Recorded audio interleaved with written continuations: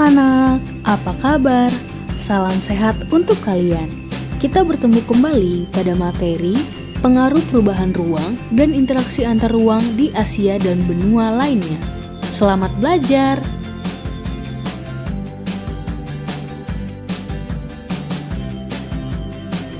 Tujuan pembelajaran kita hari ini menganalisis pengaruh perubahan ruang dan interaksi antar ruang di Asia dan benua lainnya. Perubahan ruang dan interaksi antar ruang dapat terjadi dalam berbagai lingkup atau skala. Di Asia dan benua lainnya, perubahan ruang terlihat dari adanya alih fungsi lahan dari hutan menjadi pertanian dan pemukiman, serta pertanian menjadi pemukiman. Sekitar 50% lahan di Asia telah berubah menjadi wilayah pertanian. Dan kemudian juga telah banyak daerah di Asia yang berubah menjadi daerah perkotaan. Perubahan tersebut mendorong terjadinya interaksi antar ruang dalam bentuk perpindahan penduduk dari desa ke kota. Pada tahun 2015, sekitar 47% penduduk Asia tinggal di daerah perkotaan.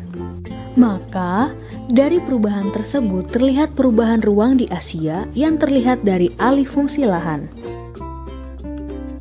Kota biasanya menjadi tujuan penduduk dari desa, seperti halnya di Asia dan benua lainnya. Perkembangan ekonomi yang cepat di daerah perkotaan membuat banyak peluang kerja dan kesempatan untuk berusaha, sehingga banyak penduduk desa pindah ke kota. Ada sejumlah faktor yang mendorong penduduk desa Asia pindah ke kota, yaitu alasan ekonomi seperti makin terbatasnya lapangan kerja di desa dan faktor lainnya seperti konflik, bencana alam, terbentuknya gurun atau desertification, dan intrusi atau masuknya air laut ke arah daratan. Interaksi keruangan antara desa dan kota di Asia dan benua lainnya telah berdampak secara ekonomi, sosial, budaya, politik, dan pendidikan. Mari kita simak. Dampak dari interaksi desa kota. Yang pertama, semakin beragamnya orientasi mata pencaharian. Dari yang hanya berorientasi pertanian, berkembang menjadi industri yang memanfaatkan hasil pertanian. Yang kedua, semakin meningkatnya produktivitas pertanian dan adanya teknologi tepat guna atau cara bertani yang lebih maju. Yang ketiga, semakin baiknya sarana transportasi antara desa dan kota, sehingga memperlancar mobilitas penduduk maupun barang dari desa ke kota ataupun sebaliknya. Yang keempat, adanya budaya kota biasanya masuk ke dalam desa, baik dalam cara berpakaian, bahasa, seni, dan sebagainya yang tidak selalu sesuai dengan budaya desa. Yang kelima, berkembangnya media massa membuat warga desa semakin melek dengan isu-isu politik yang sedang berkembang, sehingga kesadaran politik warga desa akan terus meningkat.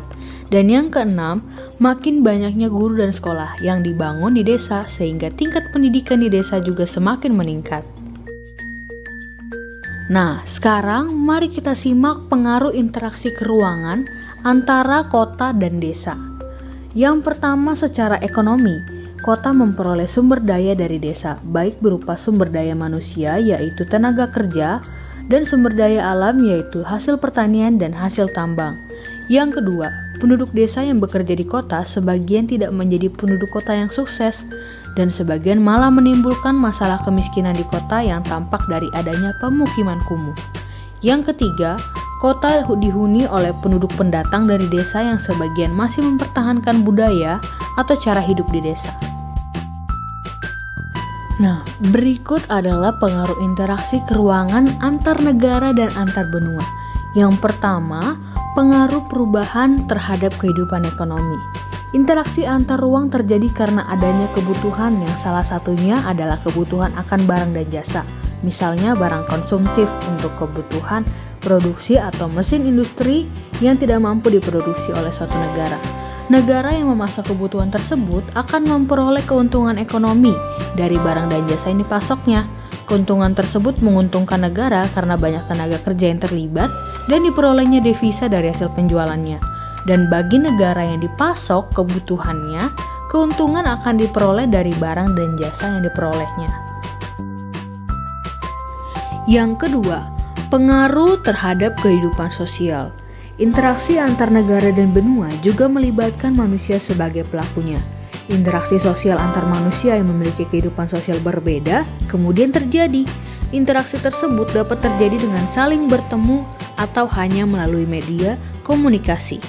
Kehidupan sosial dapat berubah karena adanya pengaruh dari interaksi tersebut. Sebagai contoh, adanya wisatawan dari negara lain yang datang ke Indonesia. Yang ketiga, pengaruh terhadap kehidupan budaya. Interaksi antar ruang tidak hanya bertemu secara fisik melalui tatap muka. Media transportasi dan komunikasi juga membuat interaksi ruang dapat terjadi lebih intensif. Kondisi ini membuat interaksi antar masyarakat dengan budaya yang berbeda semakin sering terjadi.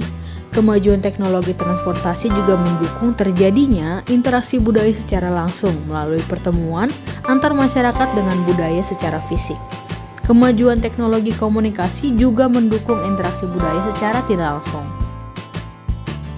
Peristiwa budaya dari suatu masyarakat dengan mudah dapat disaksikan oleh masyarakat di daerah yang berbeda dan memengaruhinya.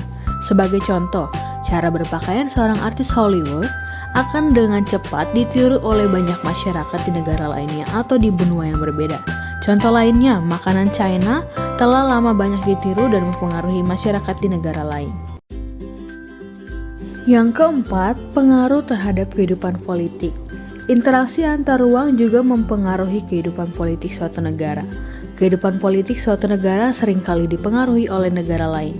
Sistem pemerintahan dan demokrasi yang dipilih banyak negara saat ini adalah hasil pengaruh dari negara lain yang lebih dahulu mengembangkannya. Walaupun ada penyesuaian, tapi secara umum biasanya mengacu pada sistem pemerintahan dan demokrasi negara tertentu. Dinamika kehidupan politik suatu negara juga tidak lepas dari adanya interaksi dalam bentuk komunikasi antar wilayah atau negara di dunia. Peristiwa politik di suatu negara dapat mempengaruhi kebijakan politik di negara lain. 5. Pengaruh terhadap pendidikan. Pendidikan merupakan modal dasar untuk menuju kemajuan suatu bangsa. Banyak negara yang memberikan perhatian besar terhadap pendidikan warganya sehingga mereka berhasil menjadi negara maju. Akan tetapi, sebagian negara masih tertinggal dalam hal pendidikan. Penyebabnya adalah masalah ekonomi dan kurangnya kesadaran akan pentingnya pendidikan. Dengan adanya interaksi antar wilayah desa kota membuat masyarakat desa semakin menyadari pentingnya pendidikan. Di banyak negara, akses terhadap pendidikan menjadi semakin baik karena negara berupaya memberikan fasilitas pendidikan sampai ke desa. Dalam lingkup negara, salah satu kerjasama hubungan antar negara adalah bidang pendidikan. Banyak negara berkembang mengirim pelajar dan mahasiswanya ke negara maju. Tujuannya adalah meningkatkan kualitas sumber daya manusia di negara berkembang. Negara maju banyak menyediakan fasilitas beasiswa bagi negara lainnya yang masih berkembang.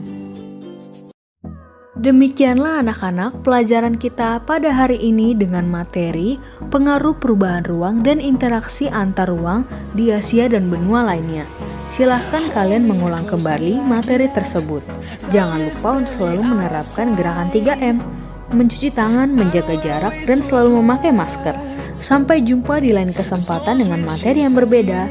Salam sehat, terima kasih.